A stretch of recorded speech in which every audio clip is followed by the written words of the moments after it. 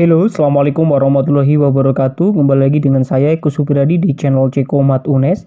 Kali ini kita akan membahas tentang soal-soal P3K 2021, kompetensi teknik, materi pedagogik, dan profesional. Hai teman-teman, yuk kita belajar bareng dengan Ceko Mat UNES dan support kami dengan cara menekan tombol subscribe, like, dan share video ini. Semoga kita semua bisa lolos tes P3K di tahun 2021. Yuk, simak baik-baik videonya dan belajar bareng dengan Ceko Mat UNES. Dalam pembelajaran tema bumiku, kelas 6 SD, mata pelajaran IPA tentang gerhana bulan. Diperoleh hasil evaluasi pembelajaran dari 30 peserta didik, terdapat 10 anak yang tidak memenuhi batas ketuntasan minimal. Program remedial yang tepat dalam kasus tersebut adalah A. Memberikan bimbingan secara berkelompok menggunakan lembar peserta didik. B. Memberikan tugas latihan dengan memanfaatkan tutor sebaya. C. Memberikan tugas individu membuat gambar gerhana bulan disertai penjelasannya. D. Memberikan pembelajaran ulang di kelas. E. Menjelaskan kepada peserta didik satu persatu. Di sini ada 30 peserta didik dan terdapat 10 anak yang tidak memenuhi batas ketuntasan minimal. Ini berarti 33% yang tidak tuntas. Penjabaran untuk program remedial, bentuk pelaksanaan pembelajaran remedial. 1. Pemberian pembelajaran ulang dengan metode dan media yang berbeda jika jumlah peserta yang mengikuti remedial adalah lebih dari 50%.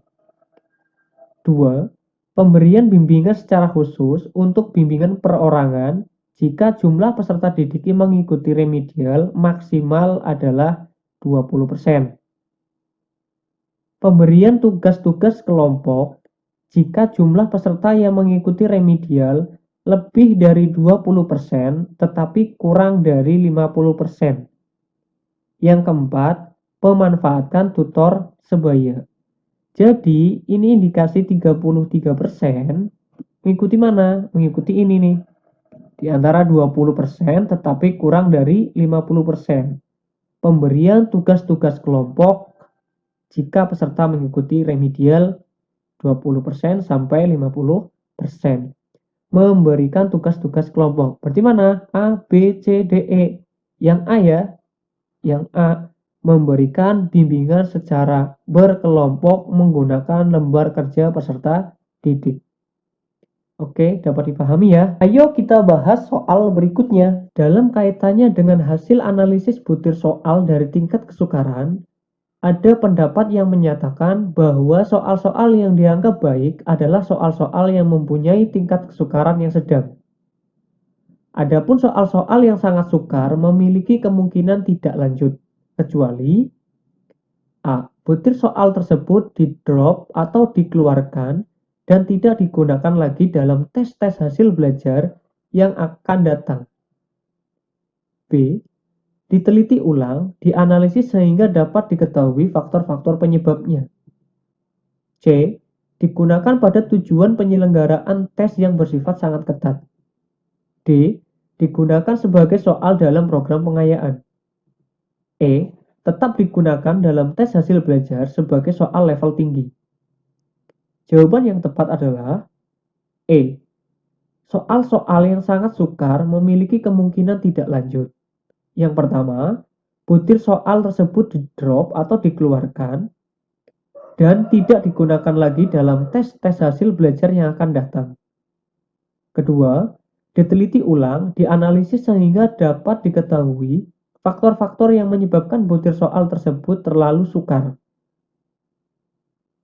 Kemudian, setelah dilakukan perbaikan kembali, butir-butir soal tersebut dapat digunakan kembali dalam tes hasil belajar yang akan datang. Yang ketiga, butir soal yang sangat sukar dapat diambil manfaatnya, yaitu dapat digunakan pada tujuan penyelenggaraan tes yang sifatnya sangat ketat. Yang keempat, digunakan sebagai soal dalam program pengayaan. Jadi, kemungkinan tidak lanjut kecuali yang E, tetap digunakan dalam tes hasil belajar sebagai soal level tinggi. Oke ya, ayo kita bahas soal berikutnya, fungsi kalender pendidikan atau KALDIK dalam kegiatan pendidikan atau pembelajaran kecuali A. Mendorong efektivitas dan efisiensi proses pembelajaran di sekolah. B. Menyerasikan ketentuan mengenai hari efektif dan hari libur sekolah. C. Persiapan dalam mengajar agar lebih rapi dan terorganisir. D. Pedoman dalam menyusun kegiatan pembelajaran di sekolah. E. Pedoman penyusunan program tahunan. Jawaban yang tepat untuk soal ini adalah yang C. Fungsi kalender pendidikan atau KALDIK dalam kegiatan pendidikan atau pembelajaran. Pertama, itu mendorong efektivitas dan efisiensi proses pembelajaran di sekolah. Yang kedua, itu menyerasikan ketentuan mengenai hari efektif dan hari libur sekolah. Yang ketiga, pedoman dalam penyusunan kegiatan pembelajaran di sekolah. Yang keempat, pedoman penyusunan program tahunan, program semester, silabus, dan RPP. Jadi, yang bukan adalah yang C. Persiapan dalam mengajar agar lebih rapi dan terorganisir. Ayo kita bahas soal berikutnya. Nadia adalah anak yang rajin, memiliki sikap yang baik, dan bahkan sering mewakili dalam kegiatan Olimpiade Sains Biologi. Tapi pada hasil akhir, nilai rapot dia memiliki 5 nilai yang di bawah KKM. Tindakan Anda sebagai wali kelas adalah A. Siswa tersebut tetap naik kelas dengan pertimbangan peserta OSN. B. Meminta masukan dari guru-guru terkait naik atau tidaknya. C. Mendiskusikan dengan orang tua Nadia terkait masalah ini. D. Tidak naik kelas karena tidak memenuhi kriteria kenaikan kelas. E. Memohon guru mapel yang tidak KKM untuk bisa dituntaskan. Oke, untuk menjawab ini, kalau sebagai guru, biasanya ketika ada siswa yang di bawah KKM akan dirapatkan terlebih dahulu. Dia di bawah KKM-nya itu berapa? Memiliki mata pelajaran yang di bawah KKM itu berapa? Biasanya dimusyawarahkan terlebih dahulu.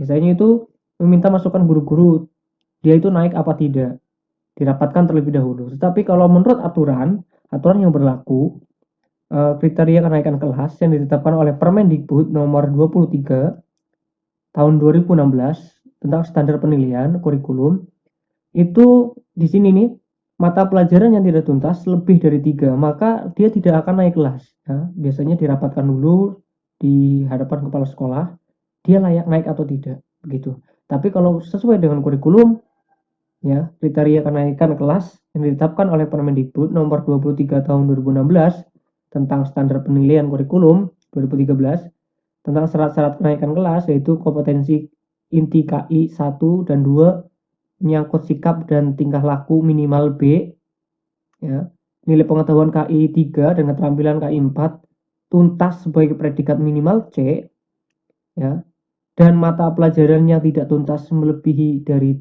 3, terus ketidakhadiran peserta didik tanpa keterangan maksimal 15% dari jumlah hari efektif.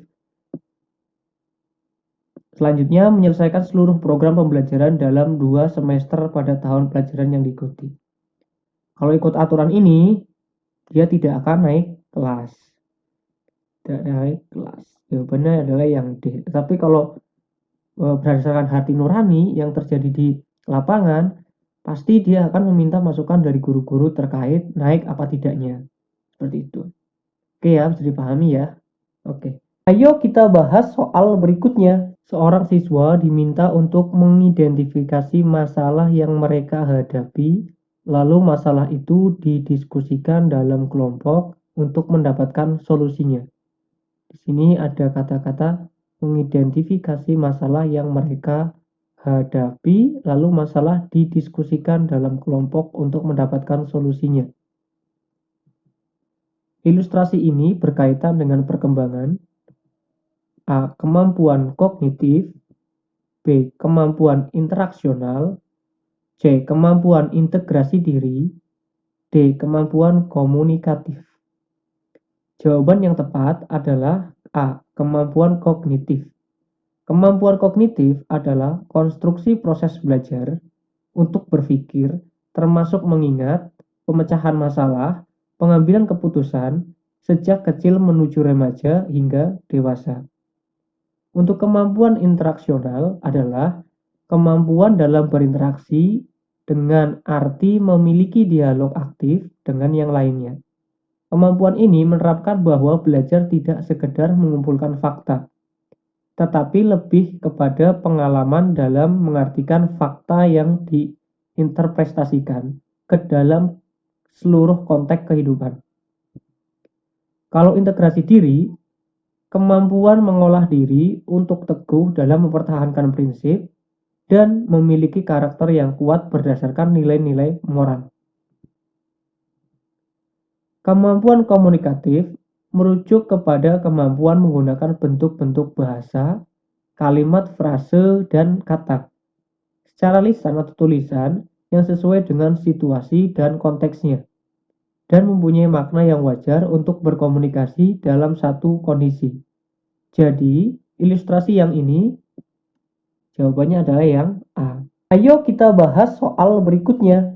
Mengetahui proses tindakan, pengaruh tindakan yang disengaja dan tidak disengaja, keadaan dan kendala tindakan, bagaimana keadaan dan kendala tersebut menghambat atau mempermudah tindakan dan pengaruhnya, merupakan kegiatan PTK dalam langkah A. Refleksi, B. Observasi, C. Perencanaan, D. Pelaksanaan. Jawabannya adalah observasi. Observasi adalah pengamatan masalah untuk mengetahui proses tindakan dan pengaruh tindakan terhadap suatu masalah untuk mengumpulkan data. Kalau refleksi adalah merenungkan kembali tindakan, perbaikan, dan dampaknya serta mencari jalan keluar untuk tindakan lanjut PTK. Kalau perencanaan, merencanakan tindakan untuk mengatasi masalah atau untuk meningkatkan keadaan sekarang berdasarkan hasil observasi. Kalau pelaksanaan tindakan yang sudah dirancang berdasarkan tahapan perencanaan. Jadi, jawaban yang tepat adalah observasi. Itu pengamatan masalah untuk mengetahui proses tindakan dan pengaruh tindakan terhadap suatu masalah untuk mengumpulkan data. Jawabannya adalah yang B. Ayo kita bahas soal berikutnya. Terdapat siswa yang mengeluh kepada guru bahwa dalam tugas-tugas kelompok seringkali dipaksa teman-temannya untuk menyelesaikan tugas itu sendirian. Hal ini karena siswa tersebut selain pandai, juga anak orang yang berada, sehingga kebutuhan dalam mengerjakan tugas dipenuhi. Menanggapi hal tersebut, Anda memfasilitasi pertemuan antar kelompok agar tidak terjadi pemaksaan dan semua anggota berkontribusi dalam mengerjakan tugas kelompok. B. Meningkatkan pemantauan proses kerja kelompok dan menginformasikan hasil evaluasi serta keterlibatan setiap anggota dalam kerja kelompok. C. Memberikan teguran kepada siswa-siswa yang enggan terlibat dalam kerja berkelompok agar tidak mengulangi perbuatannya. D. Merekomendasikan kepada guru bimbingan dan konseling untuk mengerjakan keterampilan bekerja sama pada kelas tersebut. E. Menyuruh siswa tersebut menerima saja perlakuan teman-temannya daripada mereka membulinya. Jawaban yang tepat adalah B. Alasannya, proses pembelajaran efektif kalau dari pernyataan karena guru tidak sekedar memantau tetapi juga melakukan dan menginformasikan hasil evaluasi pembelajaran. Jadi, meningkatkan pemantauan proses kerja kelompok dan menginformasikan hasil evaluasi serta keterlibatan setiap anggota dalam kerja kelompok? Jawabannya adalah yang B. Biar mereka bekerja kelompok dan terlibat aktif di kelompoknya. Itu jawabannya. Fungsi pengecoh terdapat pada tes objektif dalam bentuk alternatif pilihan jawaban option. Pilihan jawaban dalam tes objektif berkisar antara 3 sampai 5 buah. Dan dari kemungkinan jawaban yang terpasang pada setiap butir item, itu salah satunya adalah jawaban yang betul. Dan sisanya adalah jawaban yang salah. Jawaban salah dikenal dengan istilah pengecoh atau distraktor. Distraktor berfungsi jika A. Sekurang-kurangnya dipilih oleh 10% peserta didik. B. Lebih banyak dipilih oleh kelompok bawah. C. Membuat pernyataan hot. Soal tidak dijawab oleh 30% peserta didik. E. Dijawab benar oleh 50% peserta tes. Jawaban yang benar adalah yang B. Lebih banyak dipilih oleh kelompok bawah. Yang B. Kenapa demikian? Pembahasannya adalah fungsi pengecoh terdapat pada tes objektif dalam bentuk alternatif pilihan jawaban atau option. Dipilih jawaban dalam tes objektif bersekitar antara 3 sampai 5 buah. Dan kemungkinan jawaban yang terpasang pada setiap butir item, salah satunya adalah jawaban yang betul, dan sisanya jawaban yang salah. Jawaban salah dikenal dengan istilah pengecoh atau distraktor. Butir soal yang baik, pengecoh, akan dipilih secara merata oleh peserta didik atau tes yang menjawab salah. Distraktor berfungsi jika 1. Sekurang-kurangnya dipilih oleh 5% peserta tes atau siswa. Yang kedua, lebih banyak dipilih oleh kelompok bawah. Jadi, jawaban yang betul adalah yang B. Ayo kita bahas soal berikutnya. Silabus dikembangkan berdasarkan standar kompetensi lulusan dan standar isi untuk satuan pendidikan dasar dan menengah sesuai dengan pola pembelajaran. Pada setiap tahun ajaran tertentu, silabus digunakan sebagai acuan dalam pengembangan rencana pelaksanaan pembelajaran. Silabus sebagai acuan pengembangan RPP memuat hal-hal berikut kecuali A. Kompetensi dasar, B. Materi pembelajaran, C. Kegiatan pembelajaran, D. Sumber belajar, E. Indikator pencapaian kompetensi. Kecuali ya. Kecuali jawabannya adalah yang E. Indikator pencapaian kompetensi. Pembahasannya adalah silabus merupakan acuan penyusunan kerangka pembelajaran untuk setiap bahan kajian mata pembelajaran. Silabus paling sedikit memuat 1. Identitas mata pelajaran, 2. Identitas sekolah meliputi nama, persatuan pendidikan, dan kelas. 3. Kompetensi inti merupakan gambaran secara kategorikal mengenai kompetensi dalam aspek sikap, pengetahuan, keterampilan yang harus dipelajari peserta didik untuk suatu jenjang sekolah, kelas, dan mata pelajaran.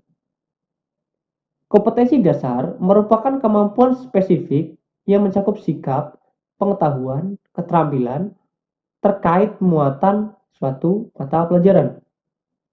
Tema untuk kelas SD atau MI. Materi pokok memuat fakta, konsep, prinsip, prosedur yang relevan dan ditulis dalam bentuk butir-butir sesuai dengan rumusan indikator pencapaian kompetensi. Yang ketujuh, pembelajaran, yaitu kegiatan yang dilakukan oleh peserta didik untuk mencapai kompetensi yang diharapkan. 8. Penilaian merupakan pengumpulan pengolahan informasi untuk menentukan pencapaian hasil belajar peserta didik. 9. Alokasi waktu sesuai dengan jumlah jam pelajaran dalam struktur kurikulum untuk suatu semester atau 1 tahun. Yang 10. Sumber belajar dapat berupa buku, media cetak elektronik, alam sekitar, sumber belajar lainnya yang relevan. Ayo kita bahas soal berikutnya. Silabus bermanfaat sebagai pedoman dalam pengembangan pembelajaran seperti pembuatan rencana pembelajaran, pengelolaan kegiatan pembelajaran, dan pengembangan sistem penilaian. Silabus merupakan sumber pokok dalam penyusun rencana pembelajaran. Dalam pengembangan silabus, perlu dipertimbangkan berbagai prinsip. Terdapat beberapa prinsip yang harus dijadikan dasar dalam pengembangan silabus. Di antaranya adalah ilmiah, relevan, sistematis, konsisten, aktual, memadai, fleksibel, dan menyeluruh. Prinsip ilmiah dalam pengembangan silabus yang dimaksud adalah A. Cakupan, kedalaman, tingkat kesukaran, dan urutan penyajian materi dalam silabus sesuai dengan tingkat perkembangan fisik, intelektual, sosial, ekonomi, dan spiritual peserta didik. B. Adanya hubungan yang konsisten, ajak, taat asas, antara KD, indikator, materi pembelajaran, kegiatan pembelajaran, sumber belajar, serta teknik dan instrumen penilaian. Komponen-komponen silabus saling berhubungan secara fungsional dalam mencapai kompetensi. D. Keseluruhan materi dan kegiatan yang menjadi muatan dalam silabus harus benar dan dapat dipertanggungjawabkan sesuai keilmuannya. E.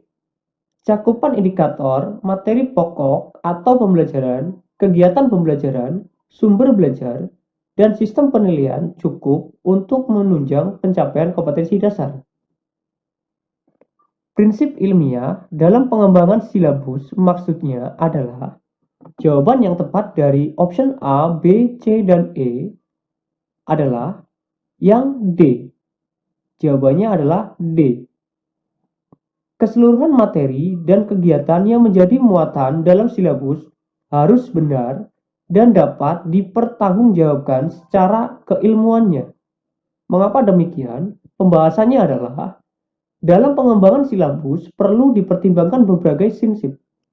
Prinsip tersebut merupakan kaidah yang akan menjiwai proses pembelajaran. Terdapat beberapa prinsip yang harus dijadikan dasar pengembangan silabus. Di antaranya adalah pertama, ilmiah. Keseluruhan materi dan kegiatan menjadi muatan dalam silabus harus benar dan dapat dipertanggungjawabkan secara keilmuannya. Ini ilmiah. Yang kedua adalah relevan. Cakupan, kedalaman, tingkat kesukaran, dan urutan penyajian materi dalam silabus sesuai dengan tingkat perkembangan fisik, intelektual, sosial, ekonomi, dan spiritual peserta didik. Sistematis. Komponen-komponen silabus saling berhubungan secara fungsional mencapai kompetensi. Konsisten. Adanya hubungan yang konsisten, ajak atas asas, antara kompetensi dasar, indikator, materi pokok pembelajaran, kegiatan pembelajaran, sumber belajar, dan sistem penilaian. Memadai. Cakupan indikator, materi pokok pembelajaran, kegiatan pembelajaran, sumber belajar, dan sistem penilaian cukup untuk menunjang pencapaian kompetensi dasar. Aktual dan kontekstual. Cakupan indikator mencari pokok pembelajaran, kegiatan pembelajaran, sumber belajar, sistem penilaian, memperhatikan perkembangan ilmu teknologi, seni muktakhir, dan kehidupan nyata dan peristiwaan yang terjadi. Fleksibel. Keseluruhan komponen silabus dapat mengakomodasi kerabanan peserta didik serta dinamika perubahan yang terjadi di sekolah dan tuntutan masyarakat. Menyeluruh. Komponen silabus mencakup keseluruhan ranah kompetensi kognitif, afektif, dan psikomotorik. Ayo kita bahas soal berikutnya. Dalam merancang silabus, alokasi waktu yang diperlukan dan diperhatikan. Alokasi waktu adalah jumlah waktu yang dibutuhkan untuk ketercapaian suatu kompetensi dasar tertentu. Untuk menentukan alokasi waktu tiap kompetensi dasar, hal yang tidak perlu diperhatikan adalah A. Minggu efektif tiap semester. B. Alokasi waktu mata pelajaran. C. Pemilihan metode pembelajaran. D. Jumlah standar kompetensi dasar per semester. E. Tingkat kerumitan dan keluasan materi. Jawabannya adalah yang C. Ini hal yang tidak perlu diperhatikan, yaitu adalah pemilihan metode pembelajaran. Alokasi waktu adalah jumlah waktu yang dibutuhkan untuk mencapai suatu kompetensi dasar tertentu dengan memperhatikan minggu efektif, alokasi waktu mata pelajaran, jumlah standar kompetensi dasar per semester, membagi alokasi waktu per jumlah SK KD dengan memperhatikan tingkat kerumitan keluasan materi. Ayo kita bahas soal berikutnya. Penilaian dilakukan melalui 3 pendekatan. Assessment of learning, penilaian akhir pembelajaran. Assessment for learning, penilaian untuk pembelajaran. Assessment as learning, penilaian sebagai pembelajaran. Berikut pernyataan yang tidak tepat mengenai pendekatan penilaian adalah A. Assessment of learning merupakan penilaian yang dilakukan saat proses pembelajaran. B. Ulangan akhir semester, ujian sekolah, dan ujian nasional merupakan contoh dari assessment of learning. C. Assessment for learning merupakan penilaian yang dilaksanakan setelah proses pembelajaran. D. Tugas-tugas di kelas, presentasi, dan kuis merupakan contoh assessment as learning. E. Dalam assessment as learning, peserta didik juga dapat dilibatkan dalam merumuskan prosedur penilaian. Jawaban yang tepat adalah E. Dalam assessment as learning, peserta didik juga dapat dilibatkan dalam merumuskan prosedur penilaian. Jawabannya adalah yang E. Mengapa demikian? Penilaian dilaksanakan melalui 3 pendidikan, assessment of learning, assessment for learning, dan assessment as learning. Assessment of learning merupakan penilaian yang dilakukan setelah proses pembelajaran. Penilaian ini dimaksudkan untuk mengetahui pencapaian hasil belajar setelah peserta didik selesai. Sebagai contoh, berbagai bentuk pilihan sumatif seperti ulangan akhir semester, ujian sekolah, dan ujian nasional. Itu ikutnya assessment of learning. Kalau assessment for learning dilakukan selama proses pembelajaran berlangsung dan digunakan sebagai dasar untuk melakukan perbaikan proses belajar mengajar. Sehingga guru dapat memberikan umpan balik terhadap proses belajar peserta didik. Memantau kemajuan dan menentukan kemajuan belajarnya, dan bagi guru assessment for learning dapat digunakan sebagai umpan balik untuk meningkatkan kinerjanya. Sebagai contoh, penilaian formatif misalnya tugas-tugas di kelas, presentasi, dan kuis. Assessment as learning mempunyai fungsi hampir sama dengan assessment for learning, yaitu berfungsi sebagai formatif dan dilaksanakan selama proses pembelajaran berlangsung.